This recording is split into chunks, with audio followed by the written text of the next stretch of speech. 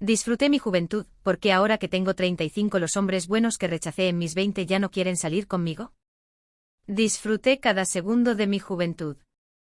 Pero ahora que tengo 35 años, no dejo de preguntarme, ¿por qué los hombres buenos que alguna vez rechacé en mis 20 ya no muestran el más mínimo interés en salir conmigo? Es curioso porque por primera vez en mi vida siento que estoy realmente lista. No esa lista que uno dice por decir, sino lista de verdad. He vivido lo suficiente. He viajado, he salido con músicos y artistas, e incluso con tipos que juraban que invertir en criptomonedas era una personalidad. Tuve romances fugaces en Europa, amores de verano que parecían sacados de una película, y desamores intensos en mi propia ciudad. Mis 20 fueron una montaña rusa, justo como se supone que deben ser. Me dediqué a coleccionar momentos, no compromisos. Y sinceramente no me arrepiento de nada. Pero ahora el panorama cambió. El juego ya no se siente igual. Es como si el carrusel de la vida se hubiese desacelerado, y por primera vez, quiero bajarme. Quiero estabilidad. Anhelo a alguien que prefiera hablar sobre hipotecas y planes a largo plazo en lugar de festivales y giras interminables. A alguien que disfrute más una noche tranquila en casa que una fiesta que termina al amanecer. Quiero a un hombre bueno. El problema es que aparentemente los hombres buenos, solteros y emocionalmente estables mayores de 30 son casi una especie en extinción. Las aplicaciones de citas se sienten como un desierto lleno de divorciados resentidos o de tipos que siguen viviendo como si tuvieran 22. Una noche, mientras deslizaba el dedo hacia la izquierda por enésima vez, frustrada y aburrida, se me encendió una idea, porque estaba buscando a un extraño cuando ya conocía a los candidatos perfectos. Los había conocido hace años en la universidad. Los Ethens, los Ryans, los Noah de la vida. Los chicos buenos. Esos que me cuidaban cuando me enfermaba, que se aprendían mi pedido de café sin que yo lo pidiera, y que habrían hecho cualquier cosa por mí. En aquel entonces, claro, los veía como buenos amigos, nada más. Eran dulces, confiables, demasiado seguros.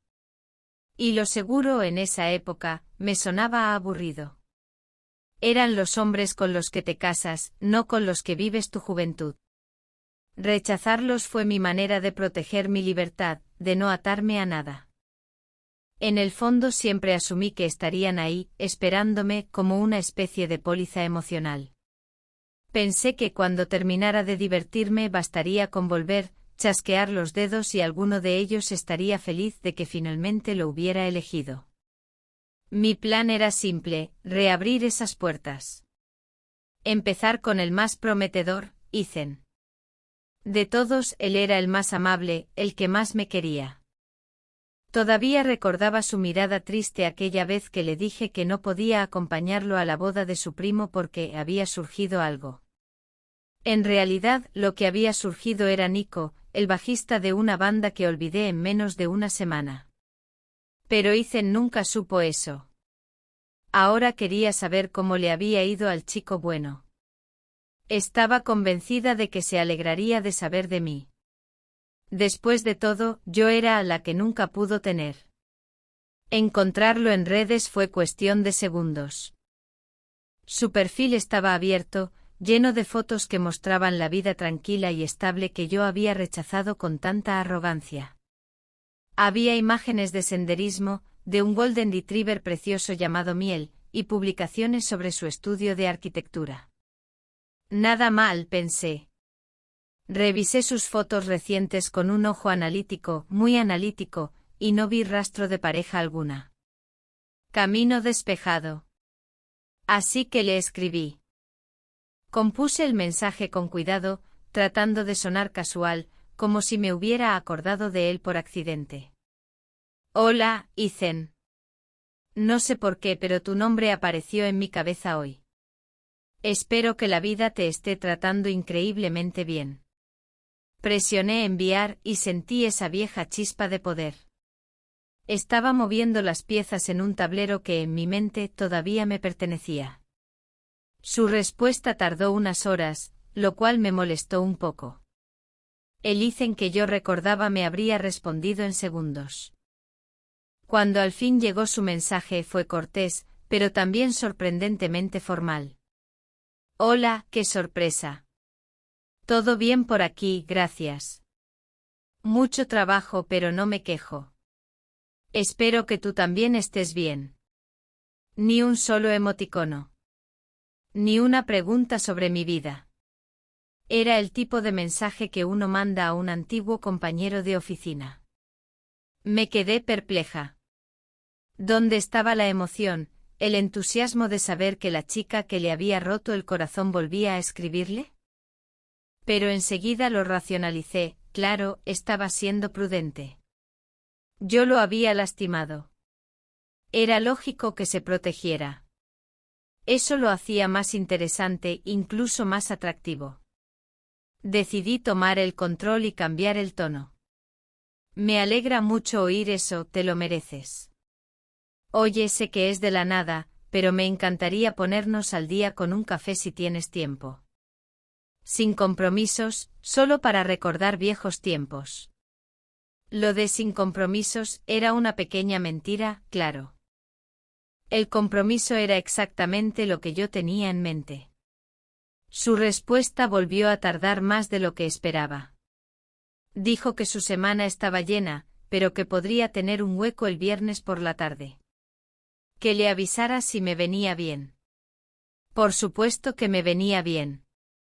Confirmé el lugar, una cafetería neutral cerca de su oficina, y cerré el chat sintiéndome victoriosa. Toda esa supuesta distancia no era más que una fachada. Un hombre como Ethan no olvida a una mujer como yo. Solo necesitaba un pequeño recordatorio, un empujón en persona para reavivar lo que alguna vez sintió. Podía imaginar la escena, risas, nostalgia, miradas que decían más que las palabras. Él recordaría lo que se había perdido, y yo finalmente cobraría mi póliza emocional. Y honestamente esperaba que los beneficios fueran excelentes. Llegué a la cafetería con 15 minutos de anticipación. Elegí una mesa junto a la ventana, donde la luz me favorecía y él pudiera verme apenas entrara. Llevaba un vestido sencillo pero elegante y había dedicado tiempo a cada detalle, maquillaje, cabello, actitud. Quería que viera lo que se había estado perdiendo. No una versión desesperada de mí, sino una versión renovada, segura, lista. Lo vi llegar puntual. A través del cristal, antes de que me notara, observé que se veía mejor de lo que recordaba. Había dejado atrás el aire de chico universitario y lo había reemplazado con una confianza tranquila, madura. Ethan llegó impecable. Llevaba una camisa perfectamente planchada y el cabello tan ordenado que parecía salido de una revista. Por un instante sentí ese cosquilleo de nervios que te recorre el estómago antes de una cita, pero lo reprimí enseguida. Era Ethan, después de todo. El mismo chico que años atrás había escrito un poema terriblemente cursi sobre mis ojos. Cuando entró me dedicó una sonrisa cortés. No la sonrisa llena de adoración que yo recordaba, sino una amable, educada, distante. Se acercó y, para mi sorpresa, en lugar de abrazarme, me tendió la mano. Un apretón firme, breve, casi profesional. Ese fue el primer indicio de que algo no iba bien. La conversación fluyó con la rigidez de un encuentro entre dos conocidos que apenas se recuerdan. Me preguntó por mi trabajo, por mis viajes, y escuchó con educación, sonriendo en los momentos adecuados. Pero sus ojos ya no tenían esa chispa. Intenté traer de vuelta la complicidad de antes, nuestras bromas internas, las historias absurdas de la universidad. Él se reía con cortesía y decía, sí, parece que fue hace toda una vida. Esa frase, parece que fue hace toda una vida, cayó entre nosotros como un muro invisible. Yo estaba de un lado, tratando de revivir algo que creía dormido, y el del otro observándome con una curiosidad serena, pero completamente ajena. Habló de su trabajo con entusiasmo. Me contó sobre los edificios que diseñaba, la satisfacción de ver algo tangible y duradero nacer de sus ideas. Luego mencionó a su perro Miel, con un cariño genuino que jamás le había oído expresar por nada, ni siquiera por mí. Se veía pleno, centrado, feliz. Y lo más desconcertante, no parecía que le faltara nada. Después de unos 20 minutos de charla superficial, supe que tenía que cambiar el rumbo. Así que me incliné un poco hacia adelante, apoyé los codos sobre la mesa y le sonreí con la calidez más sincera que pude reunir. ¿Sabes, Ethan? Me alegra mucho verte. Últimamente he estado pensando bastante en lo que realmente importa. A veces pasamos años persiguiendo fuegos artificiales, solo para darnos cuenta de que lo que de verdad queremos es una fogata cálida y constante. Era la metáfora perfecta, simple, poética, directa. En otras palabras, le estaba diciendo sin decirlo, yo fui los fuegos artificiales, pero ahora quiero ser tu fogata.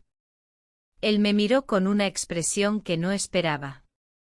Su sonrisa educada desapareció y fue reemplazada por una seriedad tranquila.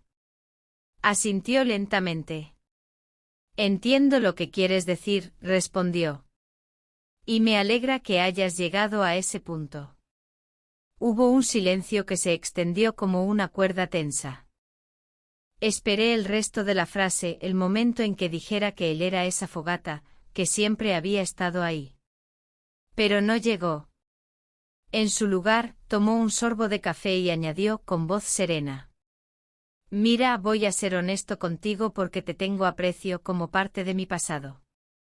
Fue agradable ponernos al día, pero no estoy interesado en nada más. El chico que estaba enamorado de ti ya no existe. He cambiado. Y sinceramente espero que encuentres lo que estás buscando. Sentí que el mundo se inclinaba bajo mis pies.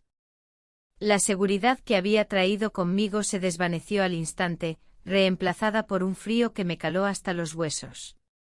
No estaba siendo precavido. No estaba nervioso. Me estaba rechazando. A mí. El mismo chico que habría cruzado un campo de brasas por mí ahora me hablaba como un extraño con calma, diciéndome que no estaba interesado. Balbuceé algo torpe, una excusa, un intento por mantener la dignidad.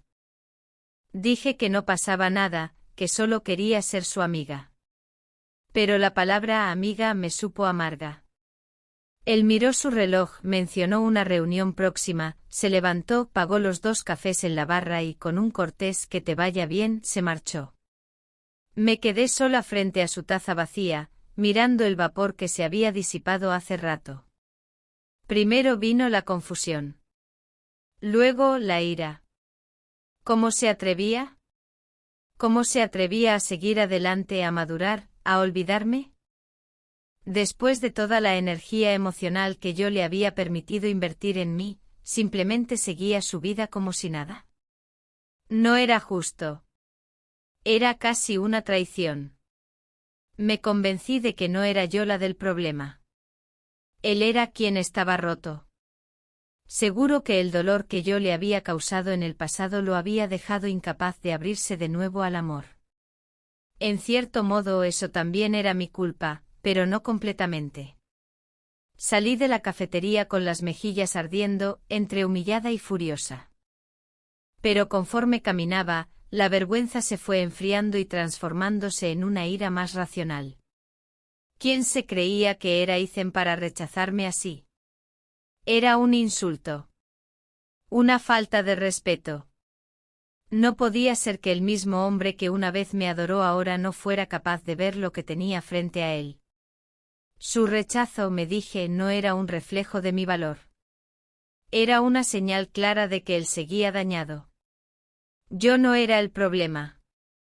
Él lo era. Llegué a casa, me serví una copa de vino y decidí comprobar mi teoría. Ethan era solo un caso perdido, un tipo resentido que prefería quedarse en su dolor antes que darme otra oportunidad. Pero no todos podían ser así. Había otros nombres en mi lista. El siguiente era Noah. Noah siempre fue el más intelectual del grupo, ese tipo que nunca soltaba un libro y que podía pasar horas discutiendo sobre filosofía a las 3 de la mañana. Una vez me dijo, medio en broma, que yo era su musa caótica. Tenía un aire romántico, soñador. Dudaba mucho que él se hubiera convertido en alguien cínico o aburrido. Busqué su perfil. Era más privado, pero teníamos amigos en común. Lo poco que pude ver parecía una postal de vida suburbana, una casa bonita, un perro distinto al de Ethan, y una mujer sonriente a su lado.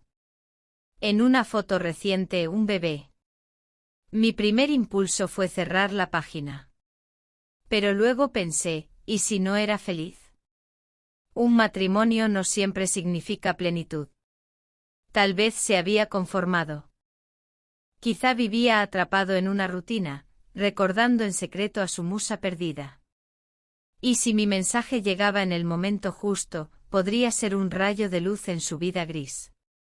Así que le escribí con un tono más juguetón y nostálgico. Hola, Noah. El otro día escuché una canción que me recordó nuestras charlas de madrugada. ¿Todavía crees que la anarquía es un sistema viable? Espero que tu vida sea tan interesante como tus teorías. La respuesta llegó al día siguiente, pero no era de él. El nombre del perfil seguía siendo Noah, pero la foto había cambiado. Ahora aparecía él, su esposa y el bebé, los tres sonriendo. El mensaje era breve y directo. Soy Emily, la esposa de Noah. Él me mostró tu mensaje. Agradecemos que pienses en él, pero nuestra vida es muy feliz e interesante. Gracias. No vuelvas a escribirle. Me quedé mirando esas últimas palabras. No vuelvas a escribirle. Eran duras y necesariamente hostiles. ¿Qué había hecho yo de malo? Solo había enviado un saludo amistoso, ¿no? Claramente la esposa de Noah era una mujer insegura, asustada ante la posibilidad de que una mujer como yo, una que alguna vez dejó huella, pudiera volver a aparecer en la vida de su marido. Podía imaginarla controlándolo de cerca, asegurándose de que nada ni nadie alterara su pequeño mundo. Pobre Noah. Había cambiado su mente libre y curiosa por una existencia reglamentada por los celos. Y fue en ese momento cuando lo entendí. El problema no era que yo hubiera cambiado o perdido valor. El problema eran ellos. Los hombres buenos que alguna vez conocí habían desaparecido. No porque se extinguieran, sino porque se dejaron domesticar. Se casaron con mujeres seguras, predecibles, que jamás los desafiarían. Se convirtieron en versiones diluidas de sí mismos, hombres que alguna vez tuvieron fuego, pero ahora temen hasta a una chispa. No me estaban rechazando porque hubieran seguido adelante.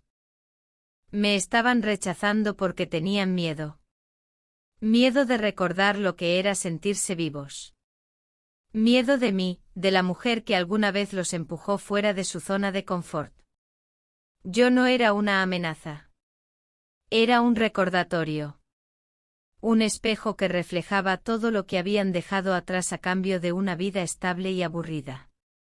Así que aquí estoy, de nuevo en el punto de partida, pero con una claridad que duele. Mi gran plan, el de reconectar con los hombres buenos de mi pasado, se derrumbó, pero no por las razones que cualquiera imaginaría. No fue por vanidad ni por expectativas irreales. Fue porque el mundo los arruinó. Disfruté mi juventud, sí. Hice exactamente lo que la sociedad moderna nos enseña a las mujeres: ser independientes, buscar experiencias, no conformarnos.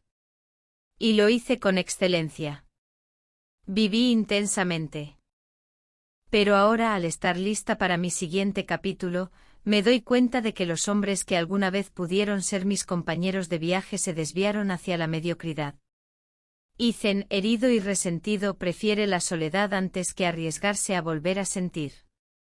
Noah, atrapado en una jaula dorada en los suburbios, vive bajo la vigilancia de una esposa que confunde el control con el amor. Y los demás, bueno, también los busqué. Ryan, aquel músico sensible que solía escribir canciones tristes con mi nombre oculto entre las letras, ahora es contador. Casado con su novia del instituto. Todos se conformaron. Es una injusticia cósmica, pensé. Nosotras las mujeres pasamos nuestros 20 construyéndonos, volviéndonos más interesantes, más sabias, más completas.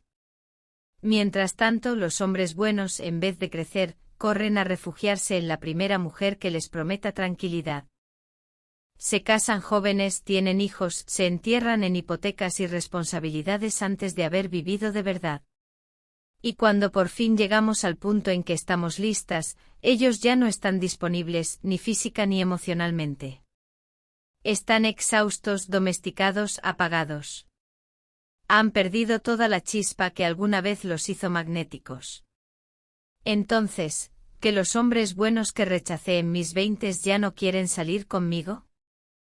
La respuesta, tan simple como devastadora, es esta: porque ya no son hombres buenos.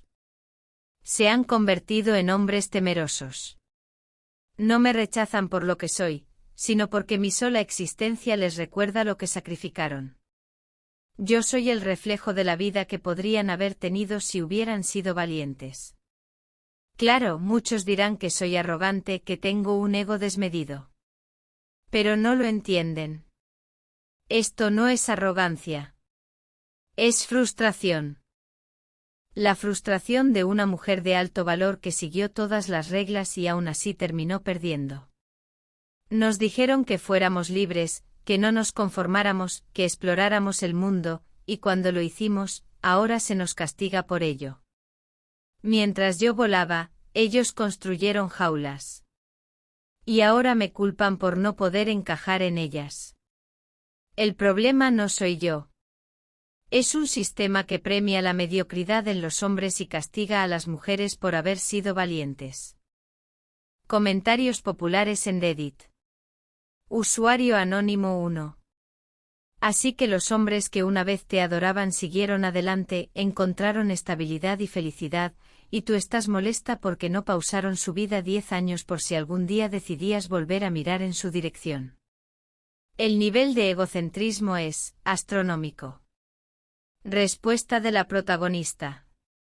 No se trata de egocentrismo, se trata de lógica. Si alguien es tu mejor opción, ¿por qué conformarse con menos? Ellos no siguieron adelante, se rindieron. Eligieron la comodidad en lugar de esperar por la verdadera grandeza. Su felicidad no es auténtica, es un premio de consolación. Usuario anónimo 2. Tú misma lo dijiste, eres como fuegos artificiales y ellos son una fogata. Los fuegos artificiales deslumbran durante 5 minutos y luego se apagan, dejando solo humo. La fogata, en cambio, da calor toda la noche. Ellos no se volvieron aburridos, simplemente eligieron no congelarse tras el espectáculo. Usuario anónimo 3. La esposa de Noah no es insegura, es inteligente. Reconoció exactamente lo que intentabas hacer, una mujer narcisista tratando de reinsertarse en la vida de su ex cuando su propio carrusel dejó de girar. Hizo lo correcto, proteger a su familia. Respuesta de la protagonista. ¿Proteger a su familia de un simple saludo? Por favor. Si su relación fuera tan sólida, mi mensaje habría sido motivo de risa, no de alarma. Su reacción solo confirma lo que yo ya sabía, que en el fondo sabe que su marido se conformó. Ella no me teme a mí, teme a la verdad que represento. Actualización 1. Ha pasado un mes desde que publiqué mi historia.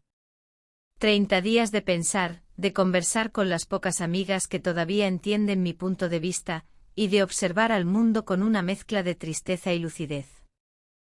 Los comentarios que recibí solo confirmaron lo que ya intuía: vivimos en una sociedad que le teme a las mujeres que reconocen su valor. Me llamaron narcisista, egocéntrica, los mismos adjetivos que siempre se usan para callar a una mujer que no se disculpa por tener estándares. Pero no pienso rendirme. Ethan y Noah fueron solo los ejemplos más débiles, los primeros en rendirse.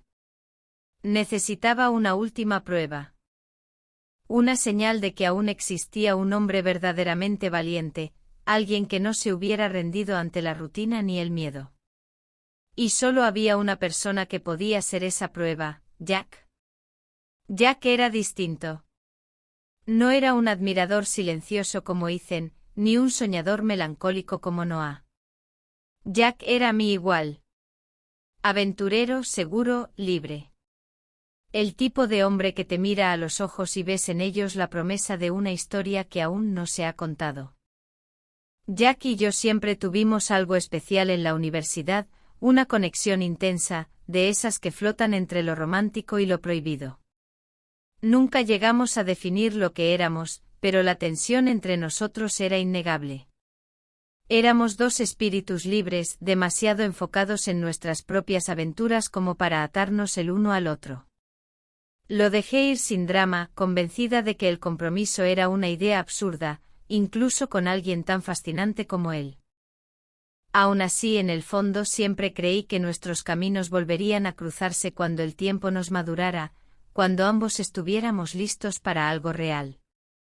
Años después supe de él por un amigo en común. Vivía en otra ciudad. Conseguí su número y con los nervios de alguien que está a punto de abrir una puerta cerrada por mucho tiempo, decidí llamarlo. No envié un mensaje. Lo llamé. Quería que escuchara mi voz. Para mi sorpresa, contestó. Y la conversación fluyó como si el tiempo se hubiera doblado sobre sí mismo. Reímos, recordamos historias viejas, hablamos de viajes y de cómo la vida nos había cambiado. Me contó que había pasado 3 años en el sudeste asiático y que había montado un negocio de importación. Era el mismo Jack, pero más centrado, más sereno. Escucharle me llenó de esperanza. Sentí que por fin había encontrado a alguien que no se había rendido, el único que no había claudicado ante la mediocridad. Después de 1 hora de charla fácil y cálida, solté una pequeña mentira, le dije que estaría en su ciudad por trabajo la próxima semana, y le propuse cenar. Hubo una pausa al otro lado del teléfono, un silencio pesado. Luego su tono cambió. Me encantaría, pero solo como amigos. Estoy comprometido. Nos casamos en primavera. Esa palabra, comprometido, cayó como un golpe seco. Por un instante el suelo desapareció. Jack. ¿El mismo hombre que alguna vez dijo que el matrimonio era una jaula para el alma? Disimulé como pude, fingiendo alegría. Le pregunté por ella, sonriendo con una voz que no se sentía mía. Me dijo que era abogada de derechos humanos, que la había conocido mientras trabajaba como voluntario en Tailandia. Que ella lo calmaba, que le daba propósito. Terminamos la llamada con frases vacías, me alegro por ti, te deseo lo mejor. Después colgué, me quedé mirando la pared durante un largo rato. Y entonces lo comprendí todo. El problema no eran los hombres. Eran las otras mujeres. Esas mujeres estables, predecibles, tranquilas. Las abogadas, las profesoras, las novias del instituto. Habían estado librando una guerra silenciosa. Habían aprendido a identificar a los hombres con potencial, a los buenos, y los habían asegurado antes de que alcanzaran su máximo brillo. Les ofrecieron estabilidad a cambio de su libertad. Les prometieron paz, y ellos aceptaron gustosos la jaula. Esas mujeres son domadoras de leones, toman hombres salvajes y los convierten en gatos domésticos. Y cuando las mujeres como yo, las que realmente habríamos sabido apreciar su fuego, finalmente estamos listas, ellos ya están perdidos. Neutralizados. Ethan, Noah, Jack, ninguno me rechazó por mí. Me fueron arrebatados por las Emilys del mundo, las que llegaron antes, jugaron a lo seguro y se llevaron el premio. A veces siento que llegué a una fiesta maravillosa justo cuando los meseros ya estaban recogiendo. Todo lo bueno ya se había ido, y solo quedaban los restos. No es justo. Yo aposté por el juego largo, y ellas ganaron haciendo trampa. Actualización final. Después de esa llamada con Jack, me hundí en una especie de apatía silenciosa. Dejé de buscar, dejé de pensar. Simplemente acepté que de alguna forma, me habían robado el futuro que creí merecer. Las semanas siguientes se mezclaron en una rutina gris, trabajo, gimnasio, cenas solitarias. Me sentía como un fantasma que seguía los movimientos de su vida sin realmente vivirla. El momento que me quebró no fue algo épico ni dramático. Fue pequeño, cotidiano, y por eso mismo devastador. El sábado pasado decidí romper el ciclo y salir al mercado de agricultores del vecindario. Quería aire fresco, ver rostros, recordar que el mundo seguía ahí. Caminaba entre los puestos cuando escuché una risa. Una risa familiar, suave e inconfundible. Me giré. Era Ethan. No estaba solo. A su lado había una mujer. Tenía una belleza tranquila, sin pretensión alguna. Poco maquillaje, el cabello recogido en una coleta desordenada, botas cómodas, una chaqueta sencilla. Parecía en paz. Reían juntos por algo que ella había dicho, y él la miraba con una ternura que reconocí enseguida. Era la misma devoción que alguna vez tuvo por mí, pero distinta. Más profunda, más serena. No la mirada de un chico enamorado, sino la de un hombre que por fin ha encontrado su hogar. Me quedé allí, medio escondida tras un puesto de manzanas. La vi entregarle un durazno para que lo oliera, él lo hizo, sonrió, y le dio un beso en la frente. Fue un gesto tan simple, tan natural, que sentí una punzada que no era rabia ni celos, sino una tristeza honda, casi ancestral. Era la sensación de ver zarpar un barco hacia un lugar al que nunca tendré permiso de llegar. Y en ese instante lo vi todo con una claridad brutal. Vi a la chica de 20 años que rechazaba a un buen hombre porque quería fuegos artificiales. Y vi a la mujer de 35 sola, observando cómo ese mismo hombre aprendía a encender una fogata cálida con otra persona. Me di la vuelta antes de que pudieran verme. Caminé a casa con las manos vacías, pero con una nueva verdad pesando en el pecho. Mi error no fue vivir con intensidad. Ni tener estándares altos. Mi error fue entender mal el juego. Creí que la vida era una carrera, y pensé que iba ganando, acumulando experiencias mientras los demás se quedaban atrás. Pero no era una carrera. Era un juego de sillas musicales. Y mientras yo bailaba, disfrutando de la música, uno por uno, los demás fueron tomando asiento. Cuando la música se detuvo, fui la única que quedó de pie. No puedo culparlos por sentarse. Tampoco a las otras mujeres por ocupar sus sillas. Tal vez la única culpa es mía, por creer que la música duraría para siempre.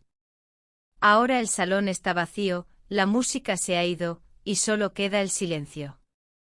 Y en ese silencio, empiezo a entender algo más profundo. Los hombres como Ethan no se volvieron débiles ni aburridos. Solo aprendieron a escuchar una melodía diferente. Una más suave, más constante que yo en mi juventud ruidosa, nunca me detuve a oír. Y ahora simplemente ya no puedo escucharla.